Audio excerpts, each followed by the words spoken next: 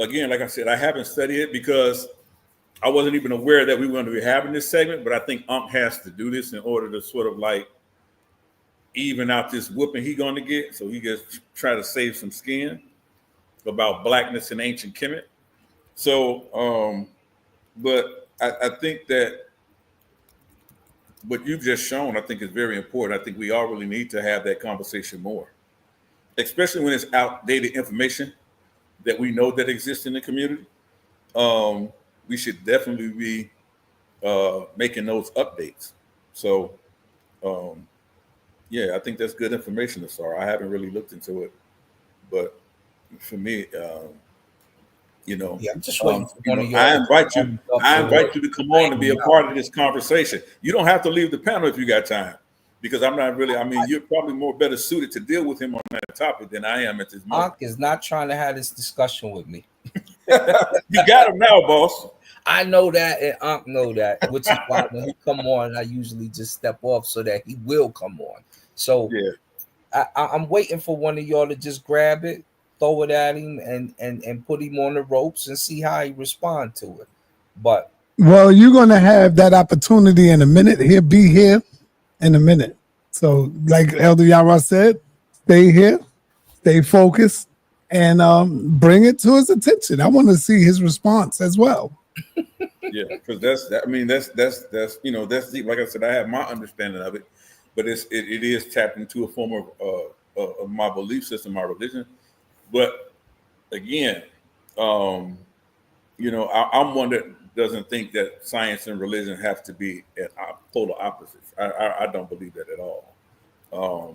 Everything, is not cohesive, with my belief and vice versa. But I don't think we have to throw the baby out with the bathwater at all times. I'm not one of those people. So.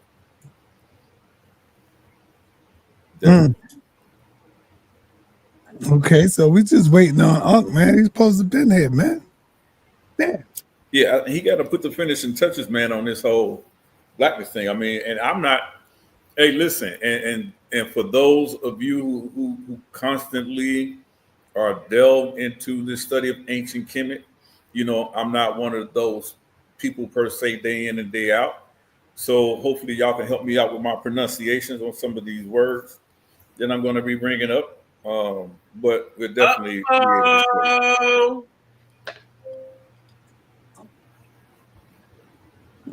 how much you heard? How much you heard? You know what, yo? I can't even grow, yo. It ain't no competition. I'm trying to get my feet. Ain't no competition, and I'm serious, yo. So I ain't trying to sound arrogant, yo, but let me be very arrogant. Y'all lost y'all mind, man. I don't know what y'all talking about, man. So what are you talking about? Talking about convergent evolution? No shit, Akar. Go to the article called Black's Dark Skin. It talks about convergent evolution. For instance, where you see certain species that look like another species, but they're actually not connected to each other. Okay, but of course, down the line, they would be connected to each other. You don't understand that concept. He get up here and try to tell us that humans got convergent. It's the most ridiculous thing. Like, get him off the stage.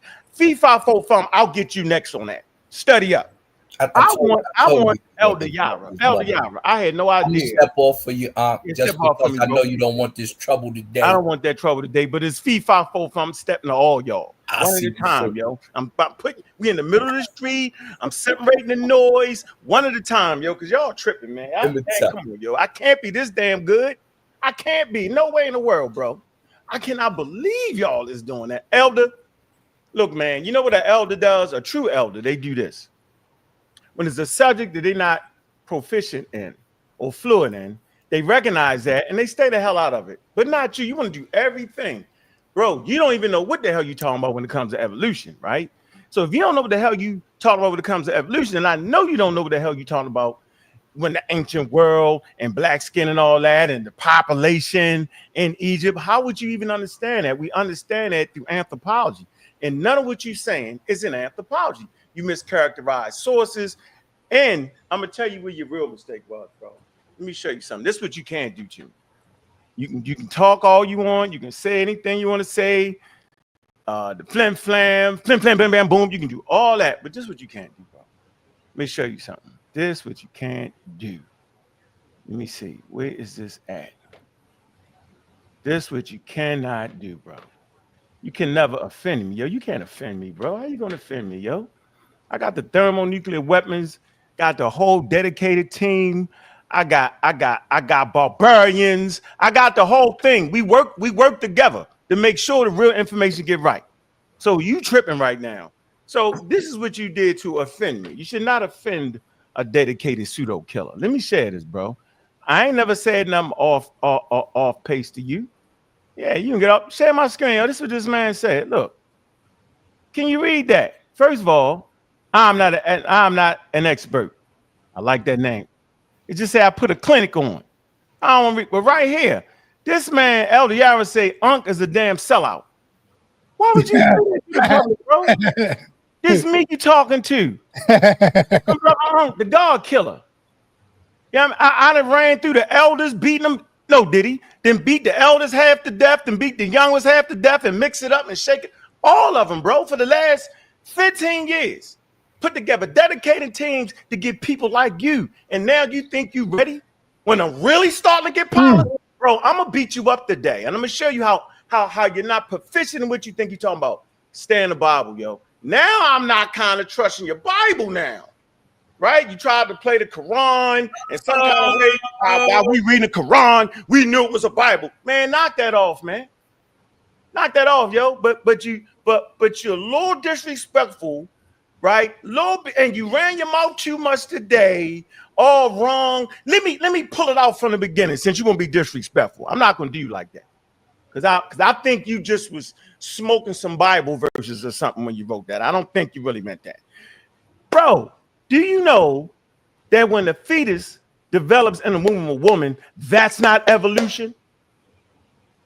Of course you don't know that because you said that. So I already know you weak and said subject matter. I'm going to beat you up for that. So I'm going to say this again, right? Nobody that understands evolution would not say that fetal development in the womb of a woman is evolution. It's called development. Now, if you have a source to back that up, then go get that. I know you don't have a source. You was just wrong.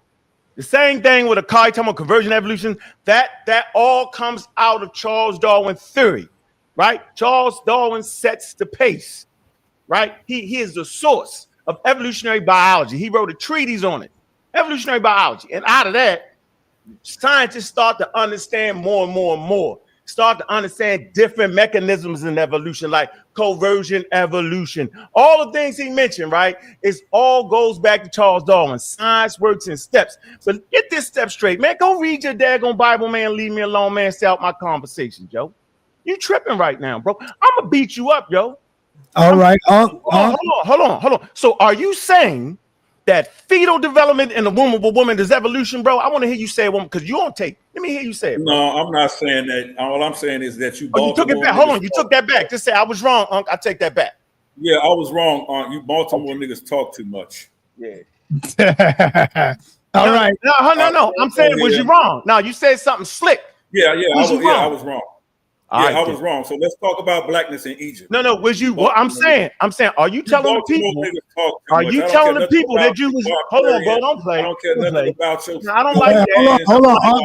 He was wrong. He said it. No, he's playing that game. I don't care nothing about your pansy squad you put together. I don't care nothing about them pansies. I don't care nothing about none of that. That means nothing to me. Well, you should. I came here to talk about you. You should. Yeah, you did. You called me. You called me a sellout. Mm-hmm. I'm saying, so you admit you was wrong. You admit you was wrong. Agree with that white woman. He allowed you to talk. Let him talk. When you agree with that white woman, who herself says that racism and white supremacy exists in Egyptology, that somehow you overlooked that to push your agenda. I think you got more of her blood in you than you got African blood. So you might have a point. So at the end of the day, I didn't come on here to talk about evolution. I did. So whatever you say about it, that's fine. I don't care. Yeah, I want to make sure the audience know you live for an hour. That's not really why I came on here. Yeah. But that's why you added that to this conversation. No, I didn't add nothing. You ran your mouth on that. That's fine. I can take an L on that. It don't matter. All right, but I just want to make sure you took that L. Let's get out of that. Let's get on this now. Let's take this L. There's no consequence to me. But what you gonna take an L everybody on? See you act like you knew you were talking about yesterday in the day. But what you gonna take an L on? Yeah, we're gonna see. Gonna take an L on is that this white woman talk out both sides of her mouth that you agree with. No white woman. I don't care about no white woman. I care about so if you don't, you need to stop promoting her. I'm promoting the expert. You are. You're not promoting the expert. No, I'm not promoting a white person. You're promoting racism and white supremacy. No, you promote racism and white supremacy. Hey, let him talk. Let him talk. One mic. African blood, man. You sound wild. Hey, Yarah.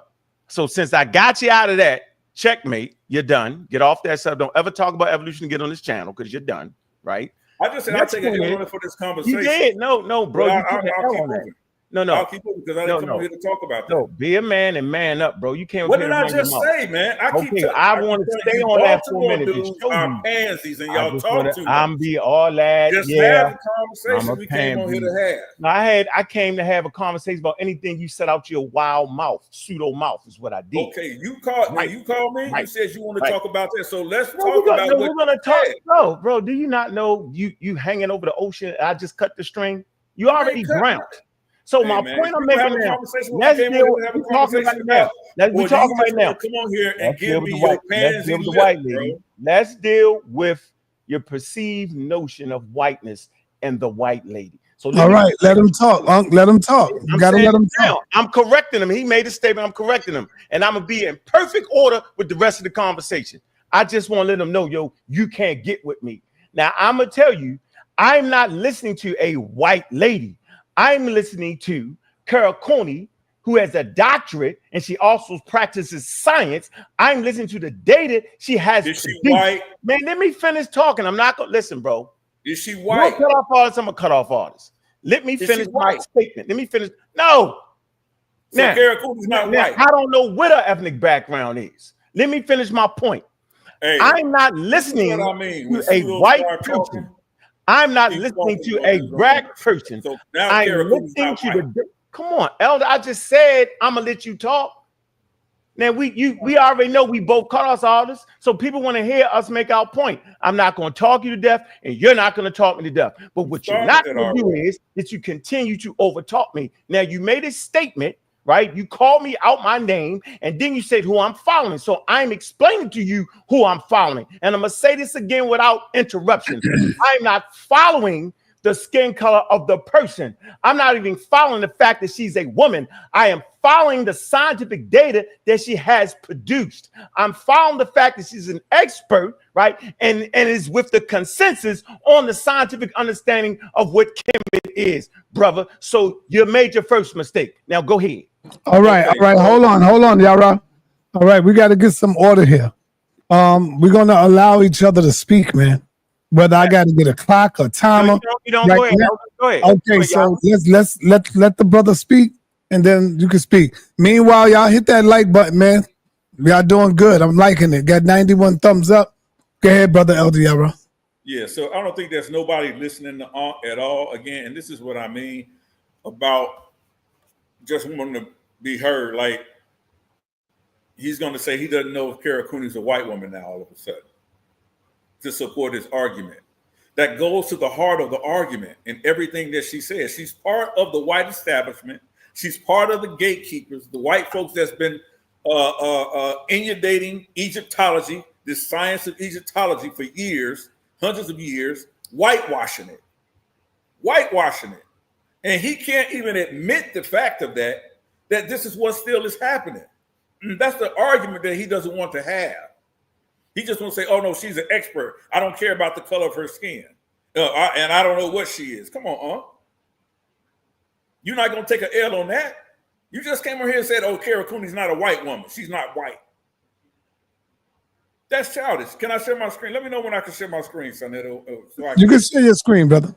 All right, let me share my screen. Right? Like, this is what has to stop.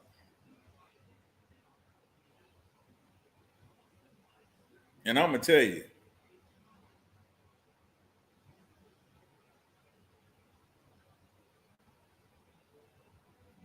these guys have an agenda. What it really is, I don't know, but we're gonna find out a little bit about it. All right. Well, I ain't read the lady DNA results to answer your question, so I don't know what she is, yo. So I don't know what she classifies herself as, yo. Man, stop talking. And guess what you doing? You said she wasn't white, bro. Yo, you gotta let him finish, brother. He did finish. He breaking out a damn PowerPoint. Come on with that, Sonetta. No, he's just sharing the screen. He ain't gonna be long. No, he made some statements. Then let him go into the PowerPoint. I don't know why she wasn't a white woman. So now she's not a white woman. Anyway, so before we go down this long PowerPoint nonsense, bro, Sonetta, I want you to know that we've done shows on the pseudo killers and the community of skeptics about scientific racism. We talked about the Cairo Symposium and UNESCO. The reason they had it was to address all that, bro. So what the hell is this man talking about? We addressed that. They addressed it in 1974. They addressed it in 1950 with the 4 statements on race by UNESCO. They addressed it by having 1/3 African panel in UNESCO. They adjusted it by making the adjustments on the ancient Egyptian population when Shikandi Diop laid out what his scientific information on said subject matter. So why would he then come in here and mix up the whole conversation yesterday? We're talking about I'm quote unquote doing something about I'm filing racism, bro. You tripping right now. So go ahead and finish. Do your little PowerPoint, yo. Go ahead. Just wanted to address that. Mistakes all over the place. All right. He fell off. He'll be right back on. He fell off. So let's address that, though, Sonetta. All right. I want to address the fact that he act like. All right. He's back. He's back.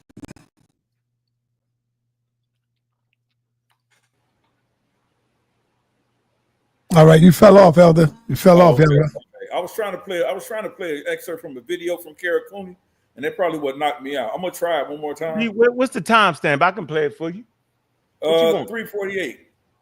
Let me see. All right, hold on. Let me see. Did you see the video? What, you talking about my video? You talking about the one I did? No, I ain't talking about your video, man. I ain't talking about nothing. I ain't talking about nothing you did. Now, let me do this real quick, man. This is a video from Kara Cooney from 2020.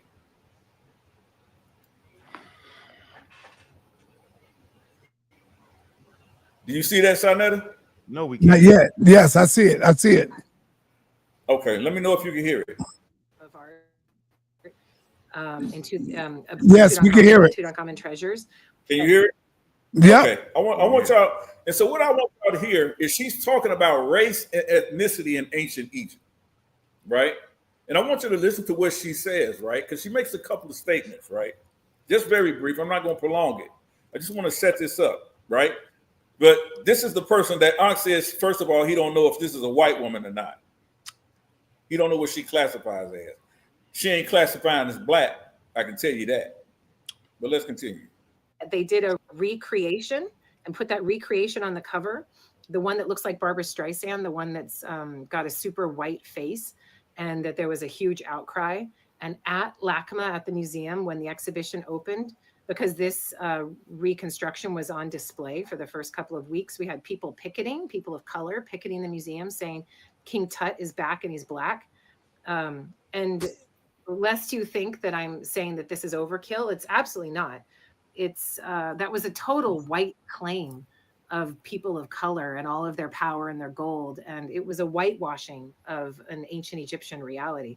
So I actually still proudly have my t-shirt. Now, here's what she's saying. She said there was a whitewashing of ancient Egyptian.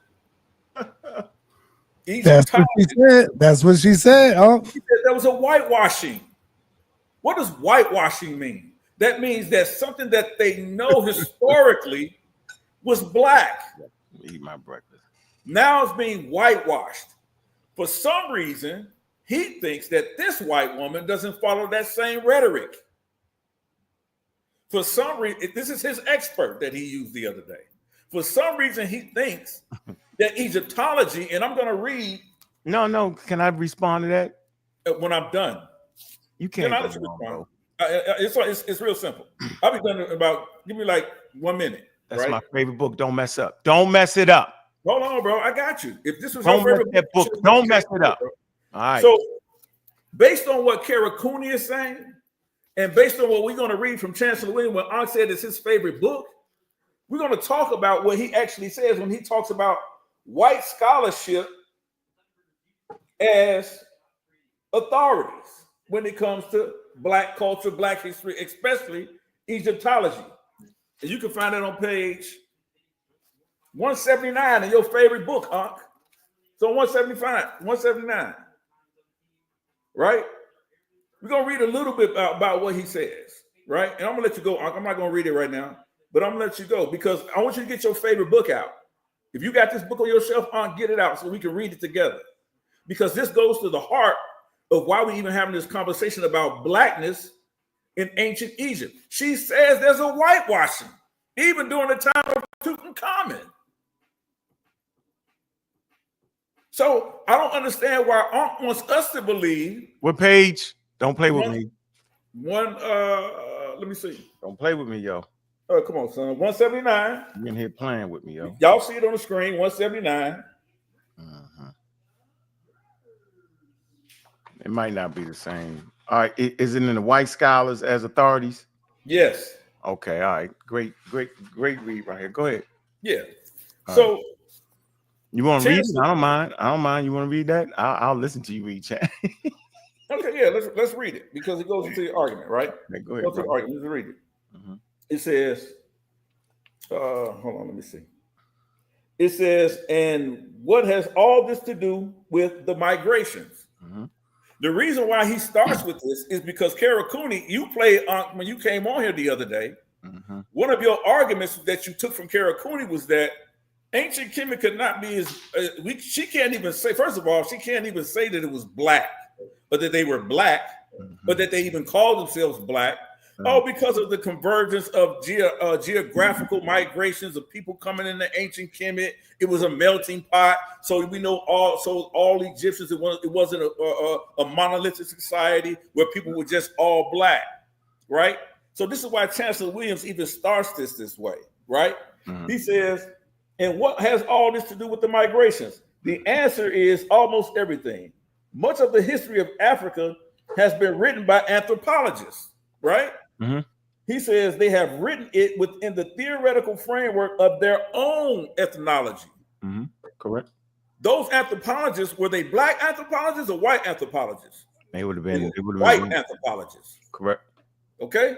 So he said they're writing their African history based on their own whiteness. Just like Karakuni is doing. He says they have written it within the theoretical framework of their own ethnology, and historians and others have relied almost entirely on their classification of peoples. So this is the same thing that Karakuni was talking about in the video you played, and this is the same thing that you're supporting. Okay. It's still racism and white supremacy. Let's continue. The usual claim that the history is a science, like you do, is made despite the amount of pure guessing that characterizes its conclusions. Racism is so obvious in most of the anthropological findings that one may wonder how, if they hope to maintain the fiction of being scientific, it could escape their notice. It has been suggested that their bias does not, in fact, go unnoticed, but they are so certain of the favorable reception by the white audience to which they address themselves, that what others outside of the world think is a matter of consequence. This latter does not supply the millions that support their African studies.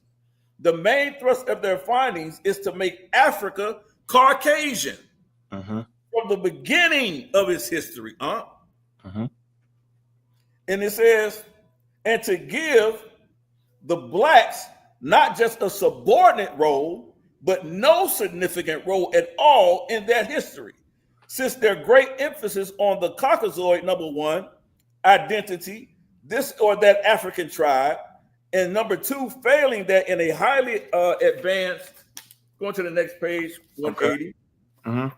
It says black situation where no such classification could be made to allege Caucasian influence in one way or the other. This record does not require debate. It meets the eyes in most of the books by these Africanist experts.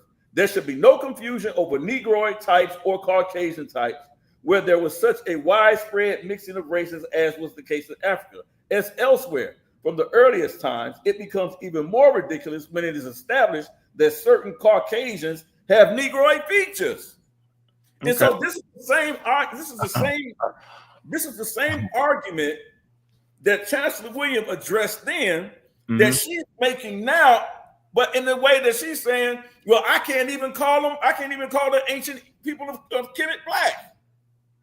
He's telling you this is why they're doing that, because of racism and white supremacy. And your expert you presented to the people, which was my argument with you in the first place, she only furthers that notion. Okay. Can I respond? Absolutely. No. Do you want to quit now? Because I see I'm teaching. Do you want to quit now? Do whatever you want. Go back to the Bible. It is Sunday. You should do whatever you want. So you don't want to quit? You want to keep going? Do whatever you like, brother. Do whatever you want. I'm just giving you a chance. So don't nobody say I give this man a chance. So I want to let you know that I agree with everything you just read in this book. I also agree with Dr. Carol Cooney on what she said. What I can't understand is how you mad at me for using an Egyptologist that admits and agrees with Chancellor Williams and actually says that they whitewashed ancient Egypt, bro. Now, whitewashing simply meaning, right, that they was trying to cast it in their image and after their likeness of who they was. Like the deities, like the word nature, they made it God. They did everything. They took it out of its cultural context, right? They tried to make the Egyptians white. They did all that, bro. Nobody is sitting up here today saying anything different. As a matter of fact, that's what we teach. It's called scientific racism. And to be absolutely sure that's what we do, we read the Cambridge Elements. There's a whole chapter dedicated to scientific racism, bro. So you out of your league. Once again, what I don't understand is why you mad at me using Carol Cooney, who admits the field was racist, bro.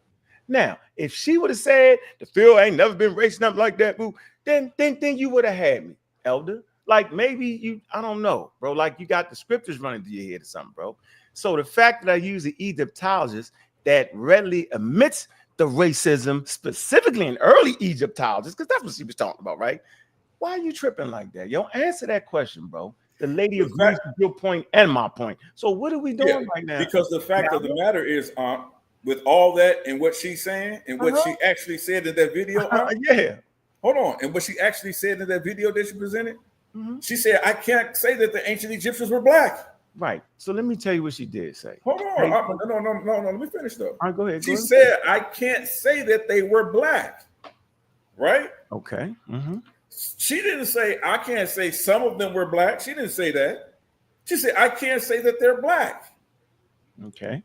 Now, if she's saying she can't say that they're black, but you're saying she agrees with Chancellor Williams in regards to scientific racism, she's using the same talking points that you're using and saying, see, that doesn't go against what a Chancellor Williams might say according to you, but it absolutely is. Because he said blacks. And I know. He said blacks. I know. Like the video. Thumb up the video. Now, when we're talking about, again, did the ancient people of Kemet even refer to themselves as black or a black people? You said no. Right, I said no. But I'm not saying no. I'm not an Egyptologist. That's what the black Egyptologists say. That's what the white Egyptologists say. That's what Christopher Eric says. So I'm not none of that. So let me make this point. Hold on. I heard you. Let me make this point. Right, that's a good discussion for us. Right, but after this, you ain't gonna call me no daggone. What you call me or something? I forgot. I got a whole second name for you. Wow. So do you understand? We have to put things in chronological order, yo. We have to make adjustments as the scientific field has made adjustments.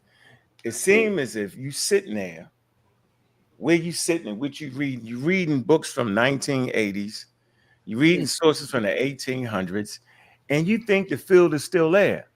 And I'm saying that's actually disrespecting the great work of some European scholars, and the ultimate disrespect is the Diops, because everybody will tell you, everybody that I brought on my platform, I'm talking about the European Egyptologists or white, whatever you want to call them, they gave reverence to the Diops, and they talk about how this man changed the field of thought.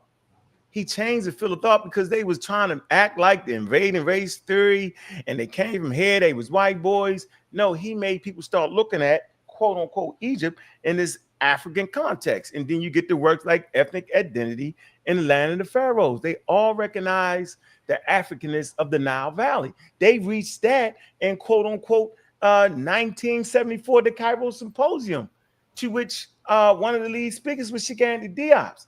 He got that part off. You can go to the museum, not the British Museum, but the Museum of Fine Arts in New York, right? Where Dias was on display, right? They got his work on display. They got Dr. Ben's work on display because they forced these Europeans into admitting that the Nile Valley culture was an indigenous African culture, bro. You can't say black because that's not telling you a damn thing. Anybody can have dark skin around the globe, bro. That's why the people, the African Americans that claim they Native Americans and they based off of skin color, that's why they wrong. So skin color, right, based off convergent evolution, you can have a person in the Adamese Islands, pitch black dark, and he lived near the equator, right? And you would perceive him to be an indigenous African. Convergent evolution with skin color. Meaning indigenous Africans, right, don't have, meaning they didn't come directly out of the loins of them. The only reason they have dark skin is because they proximity to the equator and the need to be protected from the harmful radiation of the sun, bro. This is what we do for real. I'm not spending my time reading Bible scriptures. That's what I'm trying to help you out, bro. But no, you want to offend me, right? Talking crazy. So now I'm on your head. You can't get out of that, bro. You just misunderstood it. So the field is not where it was based off what Diop's did. So now I'm going to let you know, right? You can go right to the Wikipedia article. I'm going to let you talk because I feel like I'm going a bit too long. And I'm going to find it where they tell you that now what they say is that Egypt, the ancient Nile Valley population are indigenous Africans ranging from skin color, bro. So go. Like the video. Thumb up the video. Okay, again, this is that Baltimore 3-step or 2-step or half a step you like to do. Again, the conversation is based on the statement that you made that ancient Egyptians were not black, or they didn't refer to themselves as black. That's what you said. You said just a moment ago, yes, I said that. Yes, I stand on that. I stand on that. Okay, you stand on that. Great. Yeah. So, this is just more Chancellor Williams. I won't deal with that. You ain't gonna address what I just said to you though. You're gonna leave that because it makes absolutely because it's trash. It makes absolutely no sense. I don't even what? Come on, bro. See, that's trash. why you can't understand. How is that? It has nothing to do with you standing on the statement that they didn't refer to the ancient people of Kemet, didn't refer to themselves as black. You're right. None of that has nothing to do with that statement that you're standing on. That's what we're here to deal with, right? It had something to do with what you when I said you just respecting Diop's work and how he changed the field. That's why I didn't disagree with that. I'm telling you is that has nothing to do with the statement that you made, which is why we're having this conversation. That you said that the people of ancient Kemet didn't refer to themselves as black, and you just repeated it as if you and whoever else you say you study with, that y'all come to that ignorant conclusion, right? So let's talk about it a little bit, bro. So let me read my slide. Can you see my slides, Sonetta? Man, I gotta get you lucky. Let me see. Hold on. Don't let me get my Egyptian grammar book. Can you read my slides, Sonetta? Yeah, this is real clear. You want me to read it for you? What you want? Okay. Go ahead. Can you see it? Huh? Can you see it? Yeah, I can see it. All right, go ahead. So the ancient Egyptians referred to themselves as black, right? So in the early period of Egypt, right, during the Old Kingdom, Egypt was referred to as Kemet, right, or Kermet, or simply Kemet, KMT, which means the Black Land. They called themselves Rementet and Kermet, which means the people of the Black Land, right? The term refers to the rich soil found in the Nile Valley Delta. And the origin of the word Egypt, that's the source of the origin of the word Egypt. Now, I've heard your argument is that, oh yeah, that's all they're only referring to the black soil, to the Black Land. What part of the soil or what made them refer to themselves or even call themselves or even identify with the black soil of the Nile Valley? I'm asking you that. What? What characteristic of the Nile Valley, of that rich soil of the Nile Valley, what characteristic did they identify themselves with? The blackness of it. The blackness of it, right? And why would they identify themselves with the blackness of it? Because it provided them a start to their indigenous African religion, and most importantly, they deified it. But the most important thing is it gave them food, clothing, and shelter. So for early hunter-gatherers, praying to God ain't that slick. What really is serious is the fact that you can clothe yourself, feed yourself, and shelter yourself. So that black soil, to which they didn't understand why it kept providing nutrients and stuff growing out of like magic, because they didn't understand the element chart. So for them, it was magical. And they deified it. Thank you. I appreciate you for that. Yep. They didn't understand the element chart, right? So they didn't know any elements that existed in that rich soil, right? They didn't understand that, right? So they wouldn't have identified with the elements of it. So what characteristic? Now you gave me what the Nile Valley soil, the rich Nile Valley soil, helped them to produce. They didn't identify themselves with the crops, did they? Yeah, they did. They identified themselves with the crops.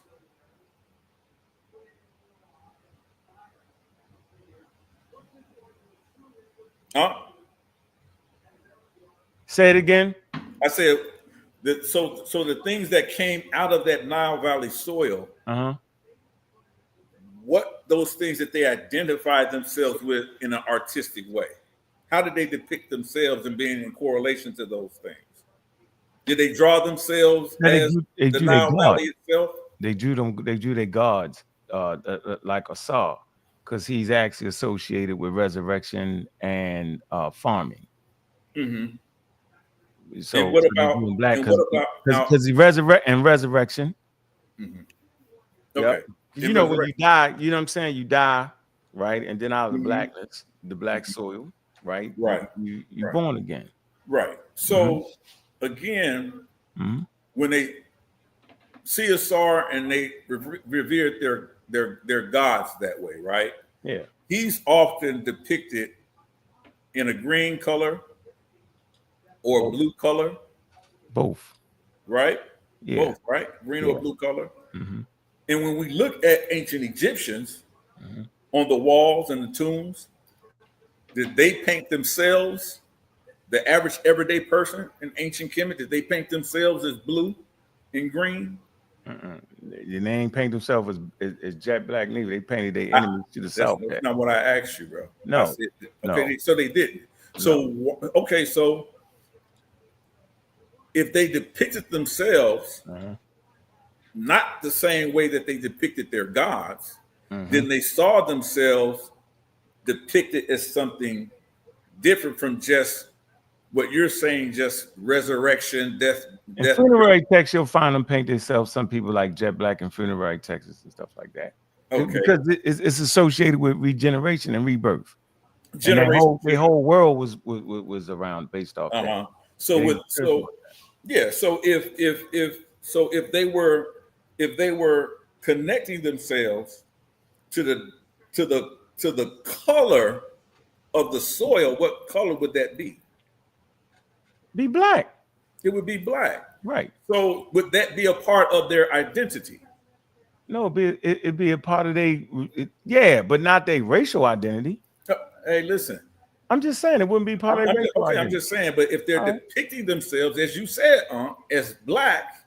I said in funerary text that every day you don't see people are paintings. They don't have no daggone Egyptian. Now the Nubians at times they depict them as that, but that's even wilder. So then if you got that much reverence for dark skin color, then why would you depict your enemies like that? As a matter of fact, it's like they was being funny. They would depict the Nubians with big lips and all that, but that's not even how a Nubian look. They were saying we not them. Thank you, I appreciate that. Yeah, but they didn't know. Did they make a you just said it. They made a distinction. Hold on. Yeah. They made a distinction in phenotype. You just said it. No, they exaggerated. That's not how they really look, yo. The latest racist you just said it. They made a distinction in their phenotype, yes, versus others, yes, which included their skin color, right? Yeah. Nah, man. What you mean? Just said they didn't. You just said they didn't depict themselves as jet black as they did the Nubians at times. Correct, but you. I'm just saying we got paintings of Nubians being ranging in skin color, though, bro. Yeah, absolutely. Right. So they show distinctions in skin color. No. Sometimes you got Egyptians the same skin color. I'm just saying when they was trying to be extra funny, they would make them that, right? So and make the exaggerated lips and stuff. So they made exaggerated, more so like we see with depictions of modern like Amos and Andy, right? Or Mr. Bojangles, right? I don't know, but stop it, yo. I'm just saying. What you're saying. No.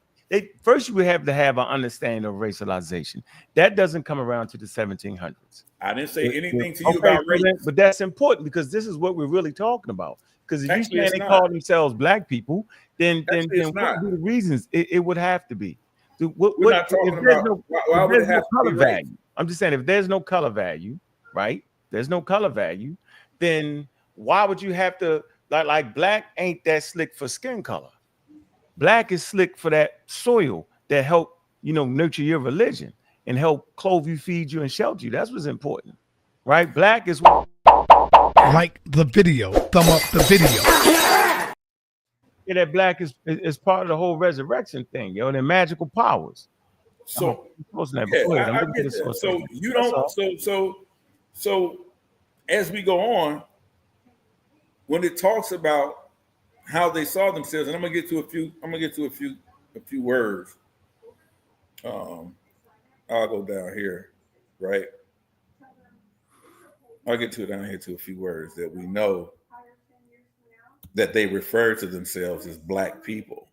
And I don't know what's so difficult and why you are arguing against that so much.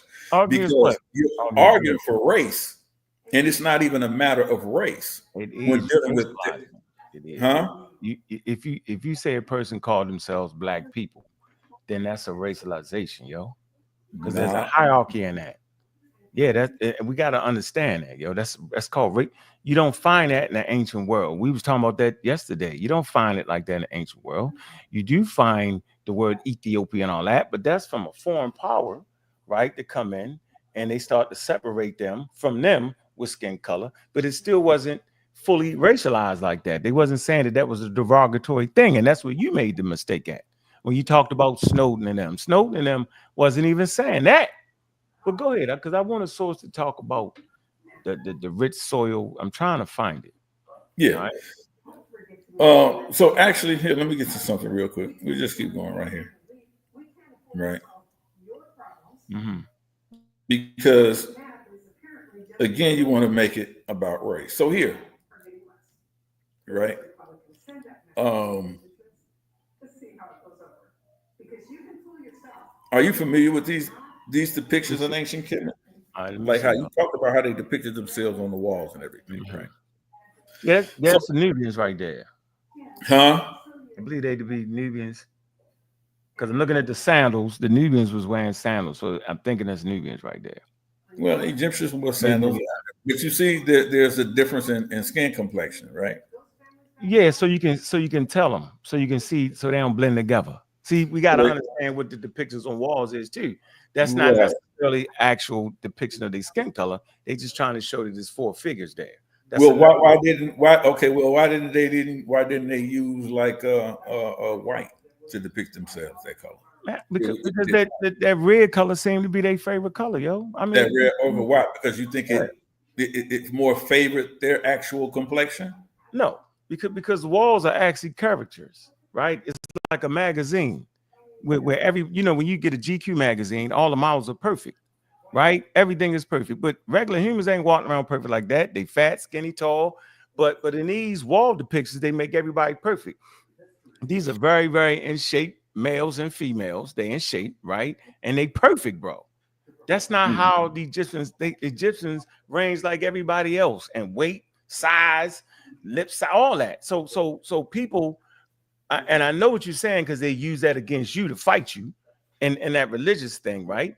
But they got that wrong, right? They got that wrong. That's not. It's a character. It's like a magazine ad. It's to be perfect. That's what it is. Just like when they write in their history, they undefeated. They write, they mischaracterize stuff because that's how they write their history. Okay, so bro, most people don't even understand what it is on wall art, bro. They think they paint themselves. That's an idolized thing. How do we know that? Look at the eyes, yo. Those eyes are actually straightforward, bro. Your eyes ain't on the side of your head. It's a side profile, man. Yes, listen, no, it's a side profile with a front view of the eyes.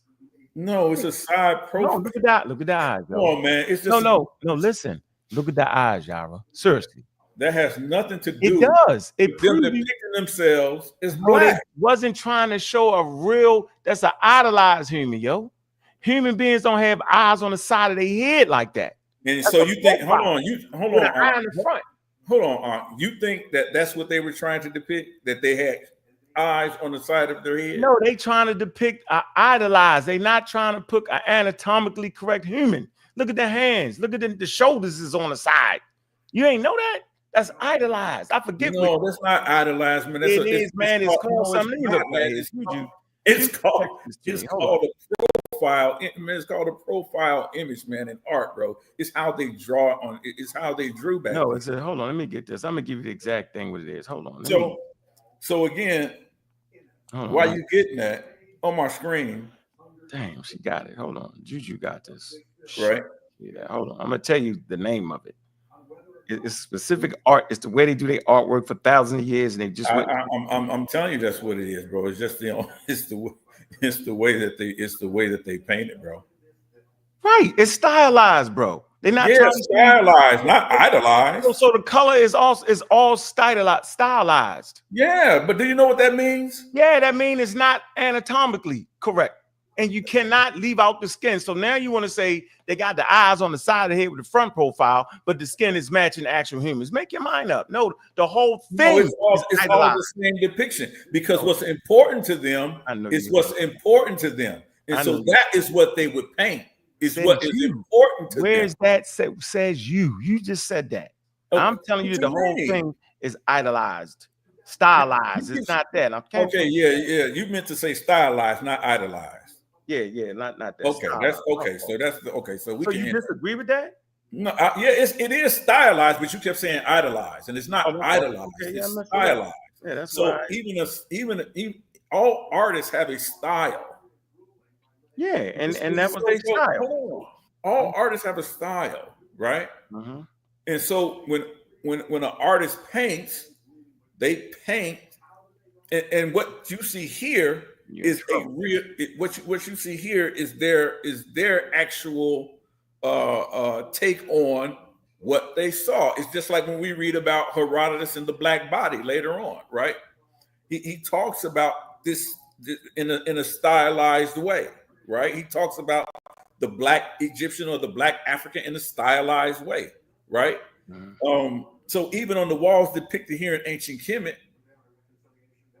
these were not, and we know this, these were not the only ways that they could have depicted themselves if they were if they looked like a modern day European or a modern day Caucasian, or if that was even part of even part of sort of one of the most important classes. We see they have made those depictions, but they make those distinctions in the skin color of these different groups of the people, of the melting pot of the people in ancient Kemet. Why? Because the ethnicity and the skin color of these people were identifiable, and so that's how they identified. So it's not honest to say that they sort of saw themselves as clear. I didn't see that. Their color was the color of their skin was of no effect to them. That's ignorant to say, And so again, like I have some terms on the screen here, right? And so like the term Kemet Nu, right? And for those of you who are more familiar with the terms of how to pronounce them better, but they have Kemet You, which means black people, right? Which was citizens living in Kemet. The Kemet Atu, which means black people, right? Kemet Mimu, or black ones from Kemet. These people actually depicted themselves that way and even referred to themselves as that way. And I don't see why it has to be just you're carrying on like this covert whitewashing of ancient African history. No, man, the Egyptian art, the proper word is aspective. That's what it's actually called, bro. That's what they did in their artwork. And you're mixing everything. You know what that means? Yeah, I look at the views where they shoulders. It's like they like this. You just gave us a word. Say that. Off. No, I want you to say that word again, loud. Aspective. What does that mean? Aspective, yo. It's just it's the way they represent their art. You know, like perspective, like it's a certain perspective. Like, look, they got the shoulders moving forward, right?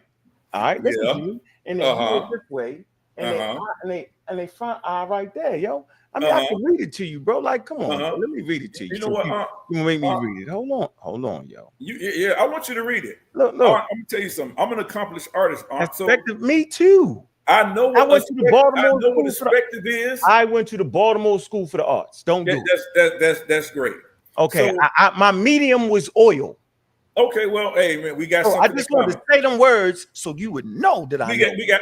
Hey, listen, you preach to the choir. So right. we got something. I just want to hit you with that. Most people don't know what a medium is. But go ahead. So when we're talking about expressive, it's just a point of view. Right. So it has nothing to do with the ethnicity. No, it doesn't. That they were painting. It has nothing to do with any idea of any racial classifications, which I don't think they were doing any racial classifications. Oh, okay. Because listen, but what I'm saying is that they saw themselves as a black people, similar, if not the same, as the Nile Valley soil. Okay, so let me answer this. Let me say this. So perspective, they use multiple points of view. Mm-hmm. Okay, that's what they did, and we see that the front, the shoulders in the front, the hands to the side, the eyes, all that. That's multiple perspectives put together, bro. Mm-hmm. Right? It is stylized. Okay. Yes. All right. Simple as that. So even the skin and all that is all that is within the whole thing. That's all I'm trying to tell you. And a lot of times, so when you say the skin and all that is the whole thing, you know what you know what you're trying to do. I'm not. Listen. You're trying to say, hold on. You're trying to say that the way the style that they use is why they use those particular colors. Mm-hmm. That's incorrect, and it's not incorrect. It is incorrect because you can paint that same style and use many different colors. So again, which we know that they were capable of doing. So again, there's a reason why they depicted themselves as black people, as dark melanated people. Now, if you want to argue whether or not you're arguing blackness in 2025 versus what blackness would have been in 1900 or 3100 BCE, then that's the wrong argument to have. You're convoluting two different ideas of what blackness is. So when you say that they didn't depict themselves as black, you're incorrect. because we know they had a word or a name for a color of for black, right? And it wasn't in the actual one of the words that they have was an actual Kemet as well. They also had a term called R, right? Or R, A-U-R, right? That Never they heard that, but for go the ahead. term for black, in which they depicted themselves using that color. So the color that you're looking at on the wall, in which they're depicted in, is not the color Kemet, but it's the color R or A-U-R or A-U. That's why, and they use that particular color to depict themselves this way. They could have used anything else, is what I'm saying. And they chose not to do that. You know why? Because they identified themselves with things that were dark, things that were black. And when you say, I'll stand 10 toes down on that, you can't do that, you're wrong. I know, but I think our conversation yesterday, we was trying to make the point of the ancient world wasn't applying racism like that. Okay. And then I make the point that if you're in a whole area full of brown, dark to brown people, brown, light brown, dark browns, why would you specifically name yourself black when populations farther to the south, specifically in southern Egypt and upper Nubia, are jet black at times? So why wouldn't you go with that? They had the word, right? We read the source at the Cairo Symposium. It said they didn't do it. This was at the Cairo Symposium 1974, and they was dealing with the racism. So let me. Can I share my screen now? Yeah, absolutely. All right, let me share. Where you at, Saw? Netta. I'm right here, share your screen. All right, let me share my screen. Okay, so what I want to come here is, 1 second. 1 second. All right, let me get it. Shit. All right, I want to deal with the UNESCO 1974. It's right here, and it's just a general. All right, go ahead, Sal. You gotta put it up. Okay, simple. The General History of Africa, GHA. Okay, is a pioneering corpus, unparalleled in its ambition to cover the history of the entire African continent since the appearance of human beings to contemporary challenges faced by Africans and their diaspora in the world. So first of all, the conference talks about humans starting in Africa, using evolution and all that. So you kind of fall apart on that. It say in its history that no longer leaves the pre-colonial period in the shadows, right? Time before colonialism, because this is what we're talking about, and that deeply integrates the destiny of Africa into that of humanity by highlighting its relations to other continents and contributions of African culture to the general progress of humanity. And just simply, the project was in 1964 launched an elaboration of the general history of Africa with a view to remedy, the general ignorance of African history. The challenge consisted of reconstructing the African history, freeing it from the racial prejudices ensuing from slave trade and colonization, and promoting an African perspective. That's my point I'm making. It said UNESCO, therefore, upon then the utmost African and non-African experts. These experts represented 35 years of cooperation between more than 230 historians and other specialists, and was overseen by an international scientific committee, which comprised 2/3 of Africans. So see, now that whole thing go out the door about the racism thing, because at this particular conference, right, they was remedying that. They made sure the playing field was even, right? And that's why I'm trying to tell you, at that conference, they came to a consensus on who the Egyptians was. And remember, in scientific conference, because that's what it was, they would have never went with the racialization aspect of it, because that would not have been par for the course. That would have been out of order, because they're trying to fix that. Because if you can say the Egyptians is white, right, then I can say they black. Now we have both racialized it, and we're both wrong and out of order, right? What they did was they wanted to remedy that and give indigenous Africans a chance. Not only indigenous Africans, also African Americans. This is where Diop's did his work at, and it's called The General History of Africa. I got all the volumes. Let me see. Got all the volumes. First one, I always enjoy the first one right here. All right, here you go. The General History of Africa, a methodological and African prehistory. Most people need to read that, right? And then the one right here with Diop's writes a chapter in it. General History of Africa, abridged, ancient civilization of Africa, and they talk about Egypt in the ancient Africa. So they put in Egypt in its African context, bro. This is at the scientific conference in 1974. So at that point, that's a win. Now we get into genetics. Now we had these conversations. Now we bring on a bioanthropologist and an MD, Dr. Cater, and we discuss these things. So we're not running from that. We know it is, right? But the point I want to make is you still going back prior to UNESCO. You're going back to the 1800s. And I'm saying the field has changed. I'm not saying all of them is, but as the older people get out the field, the younger people, the Nile Valley Collective, these are Egyptologists, bro. I can pull them up, right? They're not saying it like that, right? They keep it in its African context and in its scientific context. That way it just don't be wild and crazy, bro. So that's the point I'm trying to make here, bro. So you need to figure out where or how you think the Egyptians call themselves black people. You trying to use some glyphs. They all do the meta-nature magic. You can't read the glyphs. That's not what it's saying, bro. So I'm gonna let you talk, and then I'm gonna go to the up-to-date Egyptian grammar. Okay, so you said that's not what it's saying. So when they call themselves the Kemet to you, like when in these different arguments, and even how they depict themselves with black paint, they use black paint. So I don't even know what you're talking about. You got to show me an example. You said what? You got to show me an example of that. I got to show you an example of what? Yeah, they commit to you using black paint. I don't know what you're talking about with that. Okay, all right. So let me share my screen again, man, so I can show you what they were doing. Right.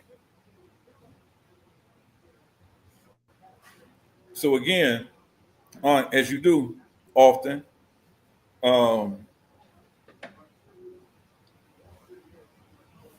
trying to argue your stance that the ancient Egyptians weren't black. But I said they indigenous Africans, though. Listen. You know, first of all, black is not synonymous with Africa. Listen. I never said that, and I'm talking about a specific. What's the difference between? So what's the difference between being African and black, bro? Well, the difference between being African and black is the element of racism and white supremacy that exists in your argument. And you keep trying to push that, You said what? Covertly, you continue to try to do that. But when we talk about black, when we talk about black, even in today's time, right? When we talk about black, and I say to you, what up, black? I'm not talking about your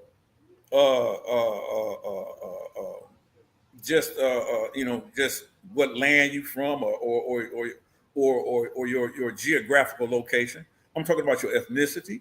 I'm talking about your culture, whether or not we come from two different parts of the country. If I say what up, black, I'm identifying with not just that, but also with your skin color. And so even when we talk about the people of ancient Kemet, when we look how they depicted themselves, there is a diversity that is seen. Even though we talk about Egypt, I'm not talking about Egypt as black in a monolithic sense. But what I'm saying is that within that, there is a diversity of people that is clearly seen. And they are depicted in various ways. More importantly, number one, by different skin colors. And because they're depicted that way, shows whether or not you add the element of race to that or not. these people depicted themselves differently from one another, and they used their skin tone. Oh, what's wrong with that? Humans. What's wrong with that is that you're saying is that it didn't matter to them. Wait a minute. I said they didn't put no judgment value on it. Oh, wait a minute. I didn't say hold on. Right. You said they didn't put any judgment value on it, and a hierarchy to it. That come later on. So you're telling me, hold on. So you're telling me that Amos and Kamos didn't see a ethnic difference in the Asiatics that came in, and they didn't put a hierarchy on that? Yeah, they identified. Yes, they did that. Yeah. Okay. Well, got other ways of doing it. Yeah, hold on. So you make a point, right? Yeah, they put a value judgment on their culture. They thought they had the best culture in the world, yo. Just like the Greeks did. The Greeks called you a barbarian. A barbarian was simply somebody that wasn't in Greek culture. So they put a value judgment on that. That's what the Egyptians did. They say the way we dress, the way we worship our gods is better than yours. Yeah, they did that. And you're a foreigner to that. Now, the question is for us to continue the conversation, Yarah. Do you know what makes a person an Egyptian in the ancient world? See, this would actually help us in this discourse and help the people. What makes a person an Egyptian? Go ahead. I mean, actually, when you talk about what makes them an Egyptian in the ancient world, nothing makes them an Egyptian in the ancient world because that's not what they called themselves. No, man, don't do that. Come on. No, man. Don't you do that. Because actually, on page 89, in your favorite book. Can we stay on the piece, though, yo? I am talking about Egypt comes from. I'm talking about it. It comes from an indigenous thing, Hickapatah. Here you go again, bro. What? It's in the book. You can read it. Chance tells you where it comes from. Listen, bro. Here you go again, bro. On page 89. Man, don't take us out of what we're doing, yo. Hold on, man. On page 89 of your favorite book, Chancellor Williams deals with that, right? He said it's Huh? He said Hickapatah. That's what it comes out of. Karakuni says the same thing. We're not discussing that. But that's the question that you asked, bro. No, I didn't. What I said was, what makes you a Kemite then? Does that make you feel better? Or Remish? That's the word, Remish. What makes a person, you wouldn't even know what the hell I'm talking about, say that. What makes you a Remish? Listen, bro. What makes you an American? No, what makes you an American? What? What makes you an American? An American? Yes, what makes you an American, bro? An American. What does it take to be an American? My geographical location and where I was born, my nativity. I was born in America. And what else? That's it. No, it ain't. Yes, it is. Born in America would make you American, but what else it is? The language you speak, there's just different things. Well, not necessarily. Not necessarily so. Your citizenship. Not necessarily. Well, that's. I have citizenship when if this is the place of my nativity. They just passed that. They just passed that law. They just passed that law a few hours ago, right? If you're born in this country, right, birthright citizenship, right. So I have that automatically, right? Okay, so what makes an Egyptian that? See? Okay, so what? Thank you. Which is different from what makes you an American. So you need to know this. It's not because the Nubians began to call Nubians when they became pharaohs in ancient Kemet. They began to call themselves Egyptians. So did the Asiatics. What makes you an Egyptian? I said, thank you. Now you rolling now. So what makes you an Egyptian? Is it your skin color, Yarah? So listen, now you're talking about. Hold on. Is it just we're talking about now? You're talking about people in the geographical location. No, I'm not talking about people just in the geographical location. I'm talking about people identified. Hold on, I'm talking about people identifying themselves differently with diverse identifiers, how they saw themselves in those lands that they deal with. Because just like we just seen a whole rally, and I'm sure they had some in Baltimore too, of illegal immigrants, right? Who are legally not Americans. They can't classify themselves as Americans because they're in the country illegally, right? Mm-hmm. So that's a non sequitur question that you're asking me, huh? It's not. It does. Yes, okay, this is gonna make sense to you. Does your skin color make you an Egyptian, Yarah? Is that one of the criterion for you to be an ancient Egyptian? Is your skin color, or my skin color, my culture? Hold on. My skin color, my culture. It can make me an Egyptian based on the material culture that I follow. And the people in ancient Kemet, because of their material culture, because they identified not just and you said it, they didn't understand the periodic table and the elements and the richness of the soil, and they depicted their gods as sometimes as far as blue and green for the water and vegetation and the resurrection and death and burial, but they also identify with the black color of the Nile, along with the black color of their skin. Okay, so let me say this. You're just wrong. Let me read you from the Cambridge Press Elements. It says Egyptian language was seen as one of the main criterion of Egyptianness since at least the beginning of the second millennium BC. And even the Greek historian Herodotus writes that Egyptians are those who live downstream from Elephantine and drink of the Nile. All right. He say, and foreigners of those who do not speak their language.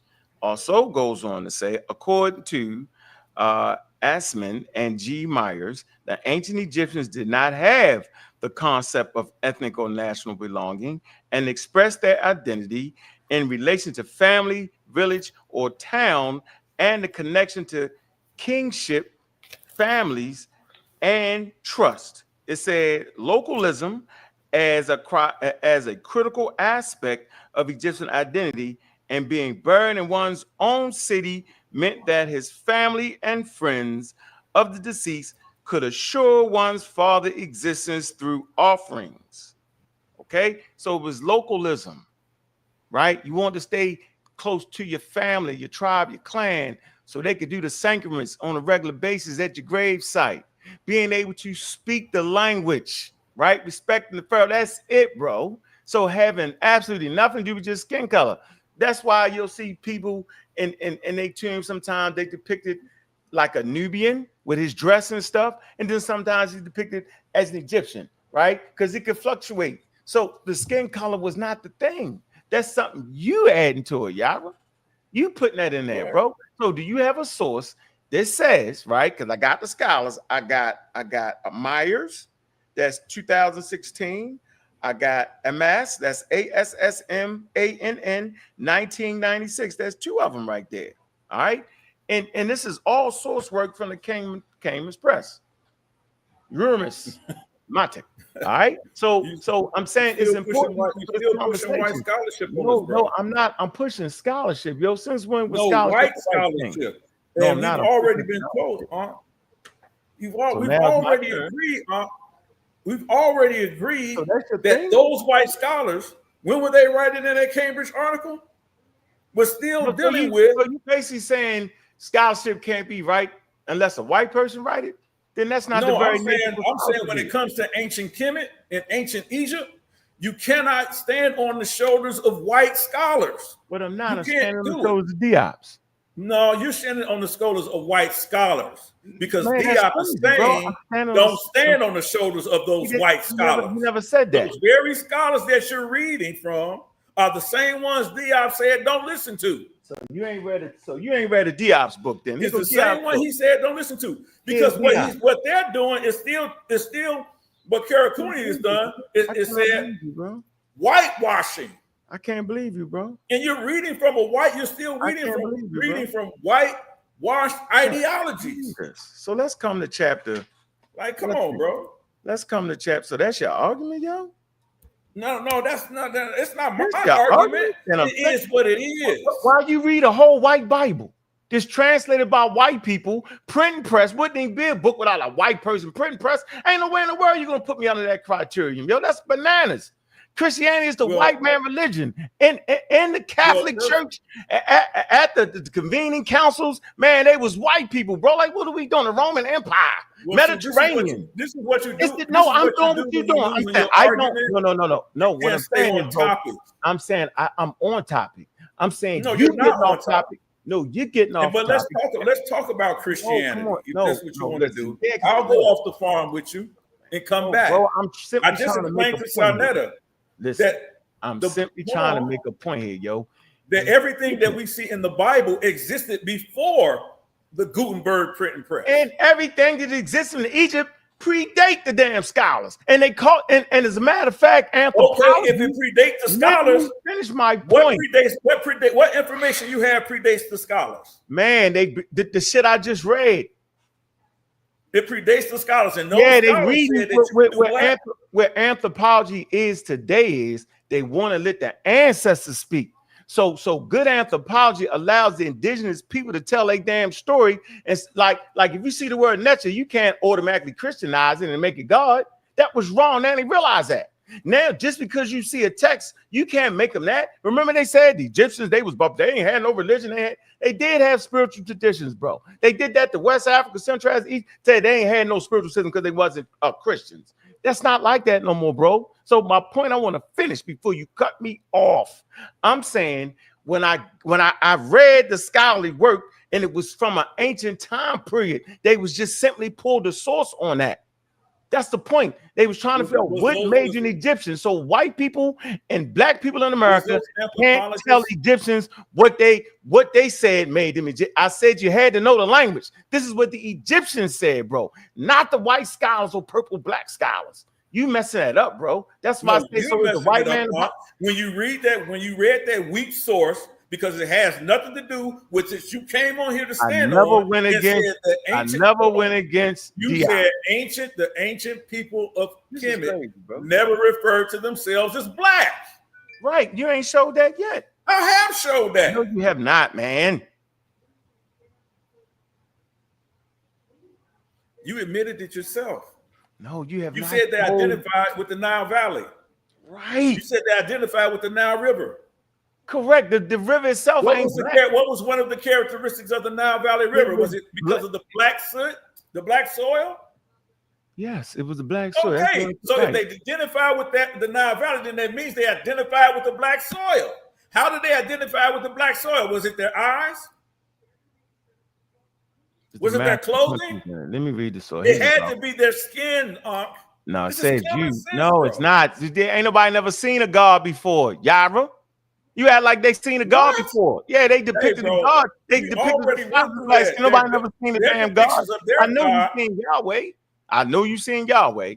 I know you did. Their depiction of their god, as you said, was either blue or green with a star. You said that. No black too, man. I'm talking about how they depicted themselves in connection with the Nile Valley soil. It wasn't just with their gods, because on those walls we just showed, that wasn't no. They depicted themselves in a range of skin color. Black with the color black. No, they had a range of skin color on that, bro. And then I tried to explain to you. Was one of it would be considered the color black today? What? I'm saying, if you looked at that wall, if you walked in there today, and you know why how they know it was black? Because Kara Cooney herself, that's why I played the video. Why would she use the term whitewashing? Because they tried to remove it out of its African context. Because they tried to remove Egypt and put it and make it a Mediterranean thing. They also tried to make it a white boy thing, a northern thing. They said some northern invaders came in. This is called the invading race theory. Diops came and said no, they was black. He said they was not only black. He said they was. He said they were black. Yeah, he said he was a yes. Diop said they was black. Yeah, he said they was black, and that's the part he got. Don't cut me off in the middle of my scholar that you just said. Don't cut me off in the middle of what I'm saying, bro. Before you blow past the stop. All right, go ahead. I can address that. Go ahead. You just said Diop said they were black. Yes, and he said they was African. And he said they were African. Okay, fine. But he said that they were black. Yes, and they didn't accept it. They didn't accept the black part in the scientific conference. They said no. It was UNESCO. They couldn't go with the racialization part because it would go against their mission statement after the Great War, World War II. Why would Diop think that they were black? Hold on. Why would Diop think that they were black if you're trying to tell us that the people themselves, hold on, that the people themselves didn't think that they could be depicted as black? He tried to base that off of the Kim glyph. Is why he said the word black. What does the word Kim mean? Conference they dealt with that at the conference. That's why I'm saying he didn't get that off. He lost that part of it. But what he did was He lost what part? He lost the part of saying he was black. But what he won was to say they was indigenous Africans. He said it was a homogenous Negro community from the beginning to the. Matter of fact, I can get the statement, bro. And they were like, "Nah, what does the term Negro mean? Being black. That's what it meant in French, man. So you're trying to you're trying to postulate. I'm not trying to postulate that. Yes, you are. That even though Diop, your scholar, says that they were black, that they were black people, that they were Negroid, that they were Negroes, even though he can identify them as that, there's no way possible that they would have identified themselves that way. No, Diop didn't say that. The scientists there, because then you do the study, and we talked about it yesterday, of when did people start to actually racialize things. For 350,000 years, man, humans, they just like apes, bro. They see in color, bro. So they are very good at seeing things in color. What I'm saying is putting a value judgment on that didn't come specifically all out, well put together during colonial periods, where in the 1700s, they called themselves white. Prior to that, no group in the ancient world called themselves white, and no group in the ancient world called themselves black. I'm telling you that, man. And when they called themselves white, right, in the 1700s, they created a hierarchy, and they put the black under the bottom, the devil fool's cape.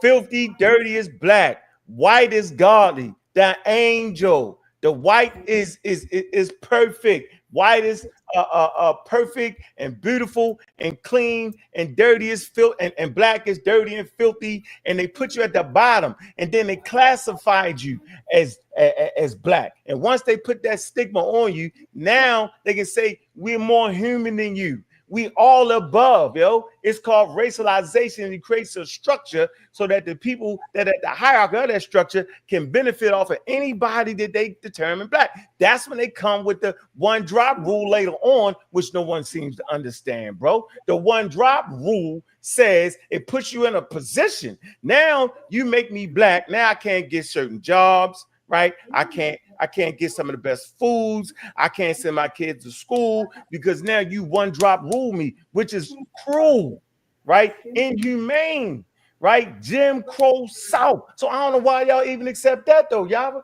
I'm saying y'all, yo, take your time, bro. Right? Take your time. You got to relax, bro. So let me come to my source right here and talk about what black meant to the ancient Egyptians. Here you go. Hey, Sonette, you gotta share my screen. I'm gonna come to a source, right? Go ahead, sir.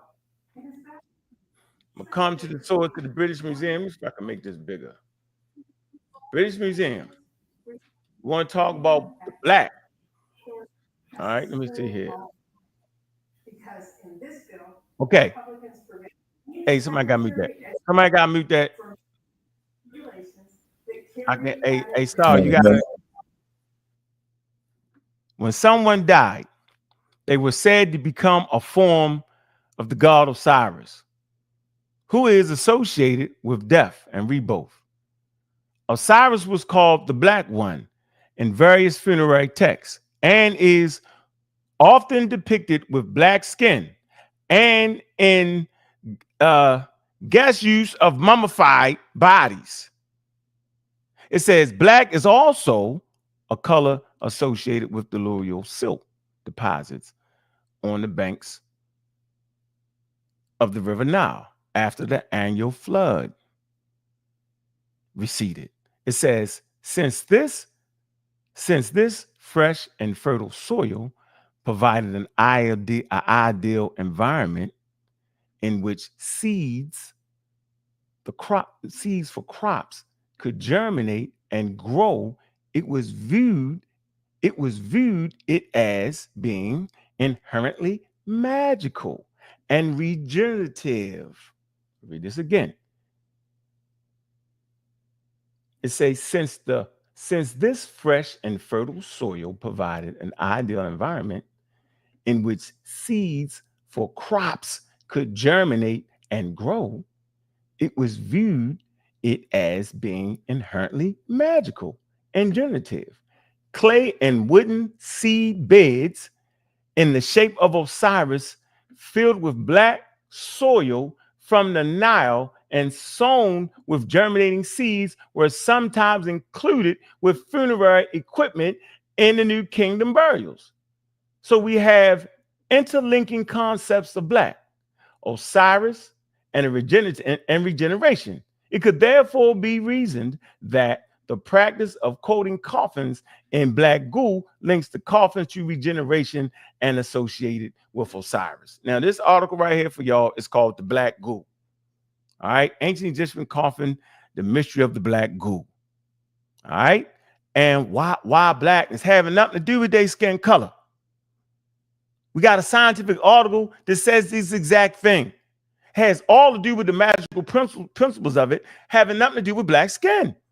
So I don't know where we be getting this stuff from, man. And it's just wild to me how we just continue to do that over and over again, bro. So once again, the association what black meant to them is something different with black mean to us, bro. Like we in two different time spans. We should not be anachronistic. We should not take our colonial mindset and place that on indigenous African culture. You're doing what the anthropologists of the day did. They put this shit in their frame of reference, right? The way they described ancient Egypt was all European. They didn't describe it in this African context. Scholars today, these new scholars, okay, are now shaping the understanding of Nile Valley culture through the eyes of those indigenous people, yo. So I don't think we have a right to shape it through our eyes. Black power, black is beautiful, our skin is this. Wait a minute, man. They never was in a colonized environment to even have to say, I'm black and I'm proud. That's inherent to them. They don't need that. They don't got to say that. We say that because we're marginalized, separated, and divided based off our skin color, Yarah. That's where I'm at with it. That source is from the museum, the British Museum. All right. Once again, the British Museum, type in ancient Egyptian coffins and the mystery of the black goo. Important.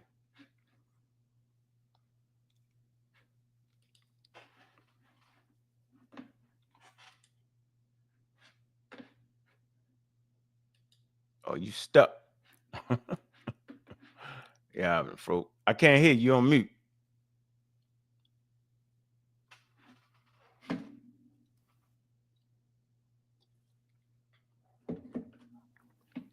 Yeah, I was just saying, were you done?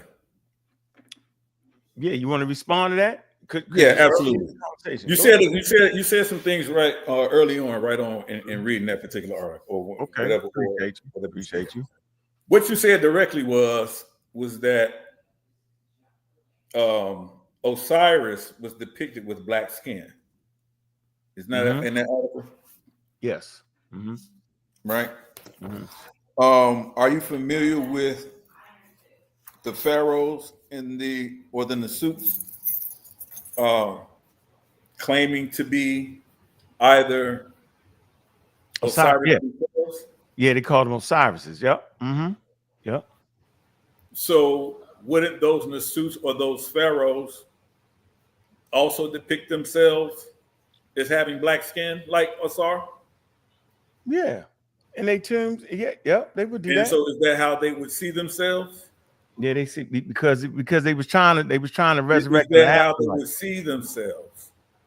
As black, like Osar? Yes, as the soil, because it was magical. But kind of regenerate. Soil had a characteristic, right? It had a natural characteristic, which would have been dark or black, correct? Yeah, it would have been black. So those people, those pharaohs, those ancient Egyptians, at least the Nasuts, would have seen themselves or depicted themselves as black. Do you think they would have been able to do that if they were European, Caucasian? No, everybody know the daggone Egyptians wasn't no European or Caucasian. That's crazy. Okay. So, but those black pharaohs would have depicted themselves, as you say, possibly at times as Asar or Aset, which you said he was depicted also with black skin. Now, whether you want to argue about whether or not they also sought magical properties within that blackness. Yeah, I don't think people had arguments over the magical properties of blackness. We understand how melanin works. You're a scientific man. You understand the properties of melanin, right? You don't gotta wing it. It's right there. They wanted to resurrect, yo. So you get that, and so I'll put it. Let me put it. But did they depict themselves as black? No, that's the argument, though. Yes, and you said you were saying 10 toes down that they didn't depict themselves that way. You can depict. I did not. I said in funerary texts, right? Sometimes they did that, right? They depicted themselves in the color of the gods, black. So did they depict themselves as black? Was one of the colors of the gods black? Man, they depicted themselves in different colors. I don't see you one of the colors of the gods black. They also depict them in the color of white. So now we to say, hold on, Yarah. Are you trying to say it was white people in Egypt? Because they depict the women, they show the color of women as being white. So now what? So you got black people messing with white women. We gotta keep the logic consistent, bro. Like let's keep the logic. Let's talk about the depiction of them being white colored. What does that mean? Hey, listen, we know there was a diverse culture. Hold on. No, I always agreed that there was a diverse culture. You gotta stop. So a diverse culture would have had a lighter complexion of women. Really, right? But we also know that white also stood for purity. We understand that. I'm not arguing against that, right? Everybody wants a pure woman. I should hope you do, right? They want their women to be pure. So it's pure for the women. So that's how they would depict it, right? No, it's pure for the women. That's how they would depict it. Oh, I just want to get this straight.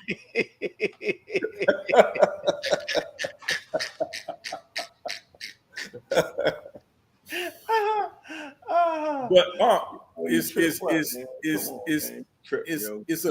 it's a very poor argument. Well, no, you got the poor argument. No, you got a poor argument. Well, they do the women white because they want to make sure they was pure. The black people wasn't pure. Now you sound like a you said that. You said that. I said I can show you where they. I said they depicted they would women depicted them as white for purity, right? Yeah, really. No, it was not. So, but for you to say that these people didn't depict themselves as black is ignorant. When even if I just took your route on lookership, I gave you the reason behind you lose this argument. No, I gave. You gave me. I read it. I showed you a source, yo. You're still giving me your source. Still is based on scientific racism. Okay, now that's where you keep just because you're just saying it. Then you just can't keep saying that, especially when the field now. I can't keep saying it. Kara Cooney said it to you from the very beginning. No, Kara Cooney didn't. She said they was Africans, yo. She said, bro. She said how. She said a lot of the sources. Do you want me to replay it for you? No, I'm a lot of the sources and a lot of the anthropologists, a lot of the Egyptologists inserted racism and white supremacy and whitewashing into what you're reading, into those very sources. You're go ahead, Tom. You got to take the thing off the screen, Tom. Take the thing off. You got the thing on the screen. All right, here. I got some up here? Oh. No. Oh, you want to play your video? Was they black? So now when I see like the Boston Museum, I think 2003, and I start to recognize the social constructs, how racist is a social construct, I started looking at things a little bit differently. And skin color is not a good indicator of ethnicity. I learned that too. And so when I looked at the Nile Valley, and my conversation was they actually African? It never was they black? So now when I see like the Boston Museum and the Brooklyn Museum, I finally see it. They say, well, they're indigenous Africans. So what do you say that is it better to classify them as indigenous Africans, right? We know they, you got Nubia, Levant, all those areas, right? Or is it better to call them black? I personally feel like my argument is that they are indigenous Africans, ranges in skin color, has nothing to do with being mixed, because Homo sapiens sapien is the mix. So for you, in this conversation, You the tiebreaker. I want you to know that the pressure is on. Don't do that to Dr. Gucci. Yeah, I gotta put it on. I gotta do it. So what is it? What is better when we dealing with academia? What term is better? So Business, African, or black? I'm going to go with African first of all, but Okay. there's some things to set up. And just so if your listeners want to do some extra research, I have a colleague, African-American colleague, Shamarka Keita, who's written in a volume that I edited called Ancient Egyptian Society. And it's a paperback with Routledge. It's not too expensive, but you can get it at your library too. I played that yesterday. Y'all gonna be look at that. She said African, bro. You had people on this platform cheering. She didn't say they was black. By the time she get around to the word black, she hit you with the cruel one drop rule. I don't want to play that right now. I can. If you get too slick, I'll play it. But you heard what she said, yo. It's nothing wrong. It's like we're afraid to be African now. Right? That's crazy to me, bro. So the geography says that they African. When you get into the culture, it's an indigenous African culture. And nobody bring the culture in it. It's a Nile Valley culture. Matter of fact, it's a river society. It's an ancient African river farming community. First, it's an indigenous river society. Then they learn how to farm, right? All based off of the Nile, the water, the black soil. That's more important. You can't feed yourself running around hollering about black power. They're going to run you out the village, bro. But if you say, hey, if we put some seeds in this black, that shit going to grow. We ain't got to do nothing. Then you got something cooking. Then you got some prestige. Man, it's that soul that made them rich, bro. They was the bread basket of the world during the Roman period, bro. The Romans fed their armies through Africa. The Greeks did the same thing. Your skin color didn't do shit for nobody. That do something for us. Right now in America, when we arguing, we black, I'm black and I'm proud. I'm black, because we was racialized and marginalized, bro. Cruel one drop ruling it. So when people got on this platform and lied, like Jabari and them, they lied. That lady said, I said it's the tiebreaker. See, when I'm talking to the expert show, I say what the hell I've been saying on these platforms. So when they correct me, then just correct me. I'm not gonna do like some people do, get up there and mom, don't when a scholar says something, don't say, I don't do that. I say what I've been saying. She was like, African. So don't hate me. How she racist for calling people African when it was Diop's, right, that pushed the needle and made people understand Egypt and its African content. That was Diop's turned that needle. Matter of fact, that's what he's known for in history, is actually doing that. We always want to talk about the things Diop's got wrong. Wolof was not connected to the Meta-Neter. He got that wrong. Nobody, the Egyptians was not homogenous from the old from pre-dynastic time to 1200 BC. That's not what it was. That's what he said. Matter of fact, I want to read what he said. Hold on, let me see this. Man, Nick Voigt. Hold on. That's what I need. Hold on. Wait a minute. Hold on. We're gonna read what it was. Let's see what it is. All right, so I want to get to the term Nick Voigt, and I want to actually come to. All right, share my screen here. I don't want to get into Dalton before Dalton. I want to get into what Diop said. All right, so we right here. All right, and these are just basic references here, man. This ain't no heavy nothing. I ain't got to go into the deep scholarship and all that. So right here, it clearly says, it says American, wait a minute, shoot. All right, here you go. Diop's Negroid primacy. They say Afrocentrist author, and we know he wasn't an Afrocentrist, but they use his work. Afrocentricity or Afrocentric scholars use his work. Why wasn't he an Afrocentrist? Because he wasn't. He just wasn't. Why do they call him African? Because they lying. So let me finish this. How you gonna be? He wasn't that, yo. And he had a white wife on top of that. So I don't know. So I don't think he was thinking like we was thinking. And I'm not gonna take that away from him because he decided to marry. He wanted to marry. I can't make that man love somebody. You know what I'm saying? I've always had black women in my life. I prefer black women. But I can't make him that. And as a matter of fact, they ain't got nothing to do with the scholarship, but I bring it up to say he definitely wasn't an Afrocentrist. So Sheikh Anta Diop's contrasted Negroid with Cro-Magnon in his publication arguing for Negro primacy. Grimaldi, man. It say Upper Paleolithic fossils found in Italy in 1901 had been classified as Negroid by Boyd and Wallace in 1921. It said that identification was obsolete by 1960. But was controversially revived by Diop's in his work, The African Origins of Civilization.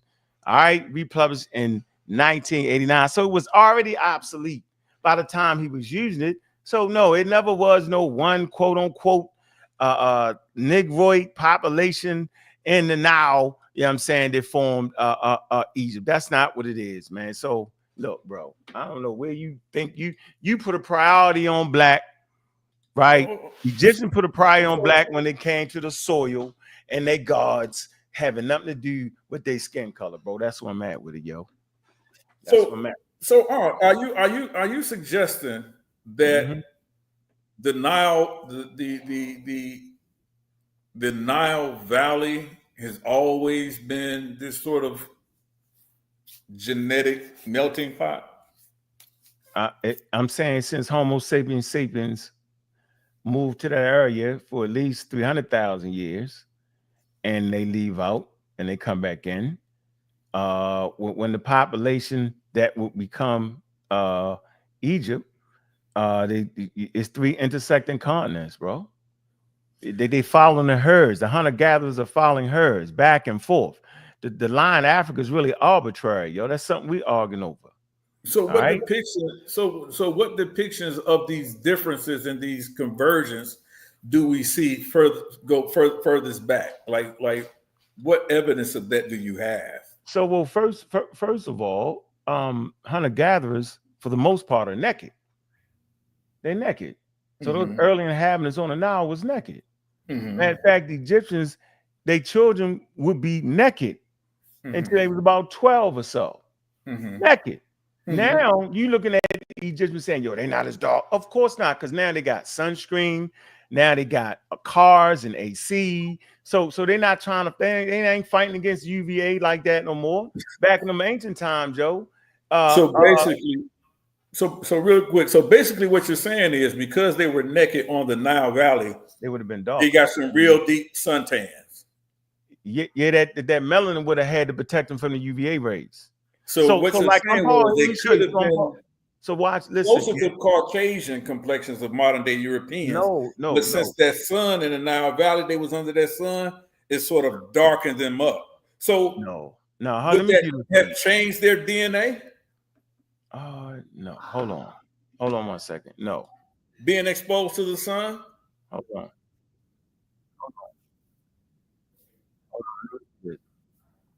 on. Because it seems like to me, Ankh, you're saying that Africa has never been all entirely belonging to black folks. All right, I said what?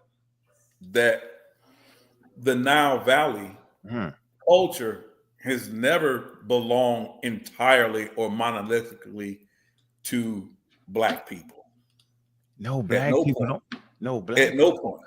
No, black people don't come around to white. You gotta have white people to have black people, yo. They made this shit up, yo. The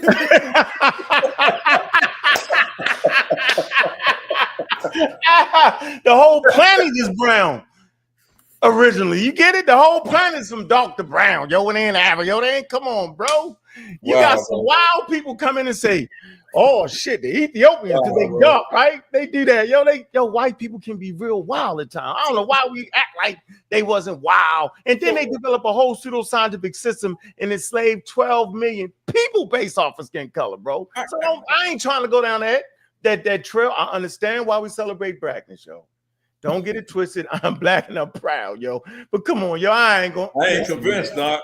You don't gotta be convinced, but you hear what I'm saying, though. I ain't convinced. You don't gotta be convinced. let me play Cater. I want to play Dr. Cater. He's one of the experts that frequent the channel. Let me play him. Maybe he'll do a better job at convincing y'all. All All right, so I'm gonna do it like this. All right, go ahead, Sal. Put that up. Well, I appreciate the discussion though, y'all. I just ain't know whatever you call. I forgot what you call them. Here you go. Let's see. People first went into Egypt. When I talk about 60,000 years ago, there being no modern people in Europe, what I'm saying is the best evidence that we have for modern people being anatomically what we call anatomically modern people in any part of Europe is at the outside 40,000 years. Okay, and when you talk about Mediterranean people, we need to talk about that later on because, as I have said and tried to say, Africans don't all look alike. So some of what you're calling Mediterranean people are just some more Africans, okay? Now, you have to get your arms around that. And that's what that last slide was about with the PN2 transition. Because most of the people there who have that PN2 transition, that particular gene, that genealogy, in its derived form is M35. For example, Berbers are M35, M81. Those people don't look like Congolese. But I'm trying to have you understand that they are carrying genealogically, in terms of their male ancestry at least, they're carrying something that ties them to the rest of the continent and does not tie them to Europe, even though physically, externally, you may say, well, gee, they look like Europeans. You understand what I'm saying? So when you ask me, when did X, we don't use those concepts of Mediterranean race, Alpine race, Nordic, all that's from another era. You know, it's descriptive, and in actual fact, you will find you can find individuals all over the world who might conform to one of those sort of categories. You see what I'm saying? Yeah. So that's the same thing they say about being Arab. Arab is a culture, not a race. It means traveling person. Okay, but I'm trying to understand what are you asking me here? Well, you asked me very specifically. You asked me, when did Mediterranean people get to Egypt? I don't know what you mean by Mediterranean, but let me repeat myself. African. No, well, there's more than one way to be African. There's more than one way to look African. There's more than one way to look Asian. There's more than one way to be Asian. That is what you have to, from my perspective as an evolutionary biologist, that's what you have to get your arms around. The people in southern India are just as Asian as the people in northern China, who are just as Asian as the people from the Eurasian steppes. You know, they don't look alike. And you measure them, they don't look alike. Okay. Yeah. Let me put another way. For example, you have Elizabeth Taylor playing Cleopatra. Okay. That's what I'm talking about. Well, what do you mean? What are you talking about? When did that sort of look into Egypt? The thing is that number one, who was Cleopatra? I'm asking you. Well, what I'm saying, Cleopatra was probably a Macedonian. Well, she was a Macedonian. From near Greece. Yeah. Yeah, that's what I mean. When the people that look like that go into Egypt. Well, I don't know about Elizabeth Taylor specifically, and you know, very specifically, but I would dare to say that within the Nile Valley, within the Nile Quarter, within super-Saharan Africa, there have always been people who were lighter skinned and straighter haired from 60,000 years ago. Always. They're not new. That's my whole point. In fact, I could make the argument that those kinds of characteristics actually originated in Africa. Yeah, that they didn't come from someplace else. Yeah. They're part of modern humanity, or they're part of humanity. And there's no reason to believe that they could not have originated in Africa. Incidentally, skin color can flip back and forth from an evolutionary point of view. We now know every 15,000 or so years. It's not the sort of thing that, you know, it takes 100,000 years, million years to live in one place. And skin color itself is not always an accurate index, even in current situations like in Brazil and Venezuela. It doesn't necessarily give you a proportionate amount of ancestry. You can have people with very fair skin, but actually have more, quote unquote, black ancestors than some people who are actually darker. So you have to be very careful about what you think you can quantify from that, again, based on science evidence. Now, the issue of having narrow features, a narrow face, and what have you, we have remains, and normally I would show you this slide, but we're not going to get to that today, of people from Gambel's Cave in East Africa down in Kenya that are probably about 10 to 12,000 years old. If you measure them up and submit them to a forensic type analysis, they'll cluster with Europeans. They're not Europeans. Their limb ratios are as tropical as you can be. They come from right there. That's what you have to get on. Charlie, you could ask more questions later. I'd like to give Yeah, got Charlie. He got Charlie out of there, bro. That's my point, yo. So we you don't even yourself don't even agree with evolution, yo. That's what I'm saying. Like, you got to understand evolution. You're actually carrying a racist mindset when you just say make that statement that because the person got straighter hair and lighter skin, that all of a sudden you categorize them as white. That's what white people did. They did that wild thing, right? I'm gonna put you over here, put you over there. And there's an actual study, National Geographic. I'm gonna show you. I think I'll bring it up. What happens is that they'll get everybody in the room. Say they take me, you, some people from the chat, say it's 10 of us, right? And they say, go ahead and take a DNA test. First, they're gonna ask us where we think we from. We all gonna say it. You're gonna have someone say, oh, we the Native Americans. You're gonna say your Black Hebrew is alive. My ancestors come from Judean some damn where. I'm gonna say I come from West Africa. We're gonna do all that. We're gonna write that shit down, submit it. They're gonna come out, they're gonna swab our damn mouth. They're gonna come back a week later, and we all gonna be wrong as 2 left feet. It's crazy, bro, because we're stuck in the racial hierarchy in America. As a matter of fact, Nina Nabrowski said that. Let me close out with this Nina Nabrowski video. That way we can keep pace in the conversation, right, on this. Now watch this, because she's going to talk about Egypt too. This is important. Attention to color. Color is important for us. We can't help but see color. That's one of the beauties of being an old world higher primate, is that we have trichromatic color vision. But the fact that we see it doesn't mean that we judge it. The bald assessment of color is completely neutral and free of any judgment. We only affix a value to color through behavior, through acculturation, through exposure to people who have views about color. I like, and this is one of the illustrations from my kids' book, I like to talk about the conditions that existed for much of the time in ancient Egypt, as people lived along the extent of the Nile, from areas right on the Mediterranean here with moderate levels of UV to areas here in the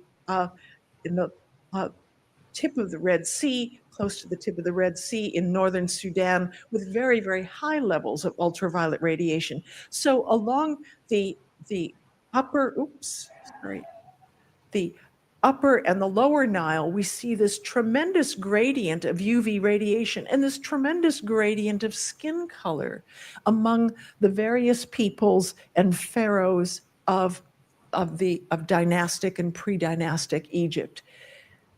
People living along the Nile traded with one another regularly.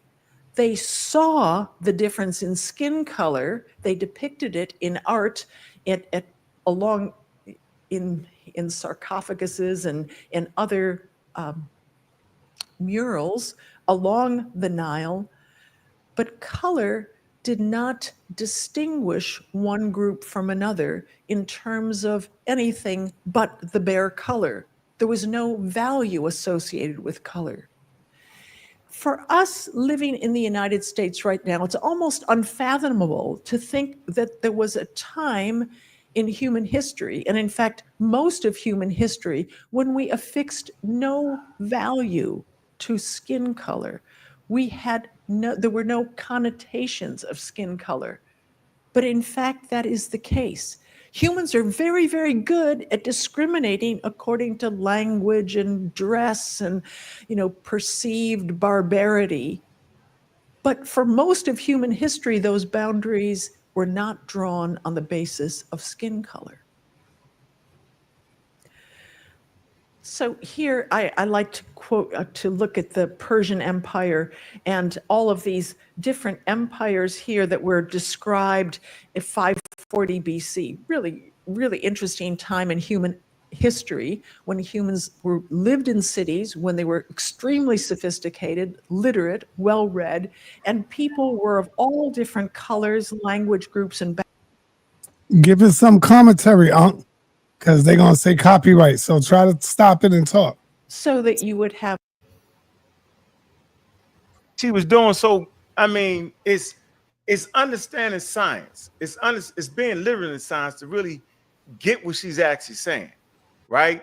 And y'all should go watch this video right here. So in actuality, man, she's showing you how we go from, we got color vision. So yeah, you was right.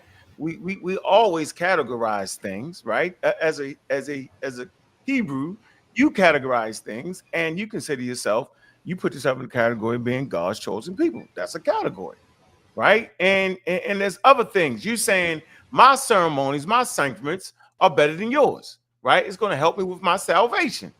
That's the same thing the Egyptians did. The same thing the Persians did. The same thing that African Americans was not allowed to do. We was not allowed to practice our traditional religions. It was illegal. We wasn't allowed to read.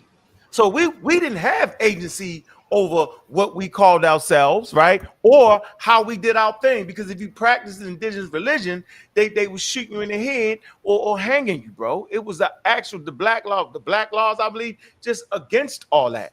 So we wasn't even allowed to do the normal, natural progression of what humans do. Now, later on, and we talked about that. Snowden, what's his name? Snowden actually talks about this in his work, right? He talks about that. He talks about Ethiopia and how, but the word Ethiopia, the indigenous people didn't call themselves that. Okay. Matter of fact, they were saying Ethiopia was below Egypt. Right there, they go. They start to categorize people with that. That's their thing, bro. And then when colonial powers come later on, bro, that's when they got wretched. That's when your scientific racism come. That's when colonial powers come in. And like the previous author said, man, come on, like she said, man, in the United States, bro, it's impossible for us to see it. That's why this conversation will go on forever. Because if I say they're not black, you automatically think I'm saying they're not African. That's why I played Cater. Cater is saying, yo, your eyes is lying to you, man. Right? Your genetic makeup, your genetic pool, you can't tell based off of your skin color. So you could have an Egyptian, you think it's jet black, and this whole DNA marker will put him somewhere in the Mediterranean somewhere, and then you would be mad. Right? So I think for us, African Americans in the study, we have been through racism. Our scholars been marginalized. That's why you needed a Dr. Ben, a John Henry Clark, a Chancellor Williams. You needed them because they were straight up wild and out lying. They actually told us that Egypt was a Mediterranean civilization. You still got people today saying that. You got Chief X will look you in the camera and say they're a Mediterranean civilization, but he won't explain what a Mediterranean civilization is. What is a Mediterranean civilization? Mediterranean civilization is a civilization that was formed by indigenous Nile Valley culture, mixing, running into, communicating to Western Asian culture. And these two forces come together and will form the basis of later on, which would be considered Greece and Rome. They owe a debt to indigenous African culture, bro. So I don't got to play the race color game. I know we range in skin color. I understand our history, and I understand through the lens of anthropology. And yes, you're right, Yarah. Scientific racism was booming in anthropology. They would actually look at that shit and say, that's this, that's that. They pray to this God. They ain't had no God. They did all that. That's called scientific racism, bro. We don't do that no more. Science is self-correcting. It's slow, right? I'm not gonna sit and say, oh, it's cleared up. Oh, nope, not saying none of that. But science corrects itself. So when you go to the museums now, Sarnetti didn't. I say, Sar, go to the Brooklyn Museum. Did he go? Nope. Brooklyn Museum, Boston Museum, the British Museum. They trying to understand Africa in its African context. I mean, Egypt is African context. How else can you understand it? It's on the continent of Africa. It's an indigenous culture, no matter who come in there and participate. Even the farming, right? Farming is older in the Middle East. But by the time them seeds from Western Asia is brought in, it get Africanized. The way they farm it, the way they pick it, the way they spread it out, the way they prepare it, the way they eat it is indigenous African style. See, we don't get that. Just like in your house, I got a statue of Buddha, but the way I put it on the corner of the table and put the flavor around and put, boy, I'm African Americanized it. The way you wear some clothes from China, We wear clothes from China. Your damn Air Jordans is from China, right? But that don't make you Chinese. The way we wear the daggone shoes is African American style. I'm just trying to put, people in the right spot, man, to get what they saying, bro. So yeah, you can have China in your damn house. That don't make you Chinese. The way your mother put it in the cupboard, the way she display it, you know what I'm saying? The way the British take to China, the way they eat their tea. You would never say they was Chinese because they got China. So why are they trying to say that Egypt was Mediterranean? Because we got Mediterranean. We like exotic objects. Y'all know it. Oh, I'm gonna go get the Italy shoes, the Bugatti car. We love that. Them ancient Africans, they love that. They loved ancient shit from other places. That was their thing. Now, Mesopotamia, I don't want that garbage from there. But us, African American, oh man, we like exotic stuff. I like that because we have a lot of stuff. So we like all of that. So I'm just trying to bring it to the people, man. And guess what? Man, I probably love Africa more than all y'all, yo. Ain't none of y'all then fought your own family to teach the people. Ain't none of y'all then messed up relationships to be online to teach the people. Y'all ain't lost half of that shit like I did. That's why I take offense, Yarah, when you say I'm an Uncle Tom or something crap. I'm like, what?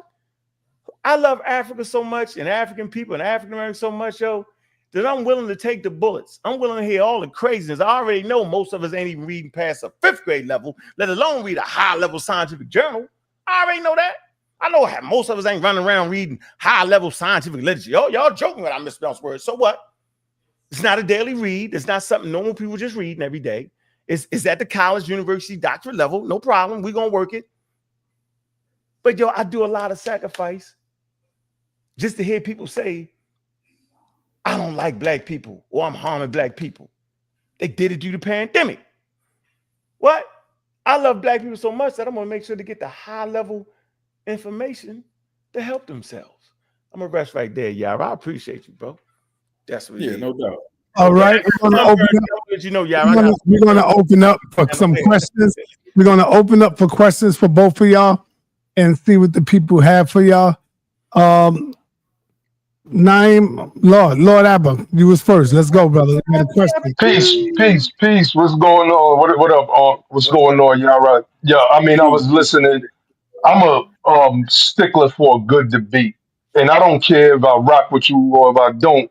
If your debate is good or if your debate is bad, I'm gonna say it. Yarah, you don't know this subject, brother. That's just a bit of advice to you, is to study it a little bit more. I could say smashing them, even though they're wrong. They know the subject. They know it. Everything that you said, I've been on this channel of Sarnetta's over the past, 15, 16 years teaching. Even the stuff that the woman was saying that you played, I was on this channel saying pretty much the same thing. When you get a chance, I would love for you to pull up the Sand Bushmen, right? The Sand Bushmen are some of the oldest people in Africa, right? The Khoisan, that's right. And their skin tone is as light as yours, right?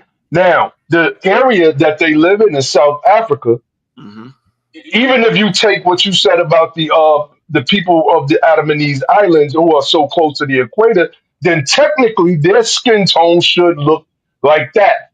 People don't understand genetics at all. They don't understand that there's a lot of times more genetic variation between groups than it is from outside of groups. They don't understand color at all, right? It's people in the chat talking about literal blackness and literal whiteness. One guy is saying, the guy that's filling up Shawnetta super chat, let's take white people to Africa and see if the sun agreed. You mean let's take pale skinned people to Africa, because if they were white and the sun hit them, what would happen? They would turn into 7 different colors. People are so caught up on race. All right. Hold up. Cut for a minute. Don't diss the brother that's putting the super chat money. Yeah. Sound crazy as hell. More than one of y'all. Don't mess with the Set an example. I got you, Sal. But let me just land my point, right? So and I'm gonna end with this. You know, even with what I was born at 5% of born and raised, and they used to be like, "Well, we black because all colors come from us," which is not true because our skin tones are brown, and there's what 2 or 3 specific colors that make up the brown hue. Now, when you mix all 7 of those colors together, you still do not get a pitch black. And as I grew out of that, I used to ask, well, then by what process can I extract the red from out of blackness? If black is the father of all colors and blackness is the combination of all. And they could never answer that question because we are conquered by European psychology and we cannot get past the race thing. Elder Son saying, that's me shooting at you as well. So that's all I got. You're right, though. You're right. Yeah. You're right, Lord Abbott. A lot of stuff y'all was saying in them early days, you was right. But the way y'all was anti-scientific, so y'all was messing it up too.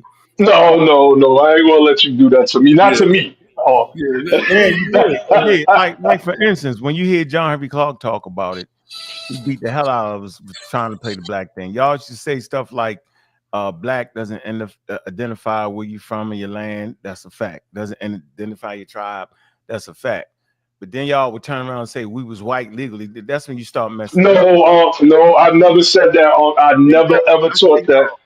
But the MS, let me just say, the MSTFA doesn't teach that. Those was always those pseudo what I call fakeamores. Those were the people that I was battling. Well, your all main the time. Point, you was right. I'm trying to say that the main point you was getting at, you was right. Like we bassing blackness, but at a certain point, we got to get out of that. I agree with you on that. No, I feel you. I got out of that. I got out of that, definitely. Yeah, let me address you, Lord Albert, really quickly, man. So again, like I don't know what makes you think I'm not familiar, like with the Khoisan people and them having the Asiatic features, look more of what we would consider Chinese people today, right? They would have more features that are closely related to them. I know they have a very different skin color complexion. They're not as dark as what we would consider most Africans would be with people looking at us. So I'm very familiar with who those group of people are. If you're not really familiar with my work, I've debated and actually in support of Dr. Ivan Van Sertima. So I know about the Adamanized people over there, closely related to people near the Australian islands and over there in those areas. Here's my problem with what you said, Lord Albert. This is not a conversation about whether or not everybody in Africa is a monolithic color. The issue is that when someone says the people of ancient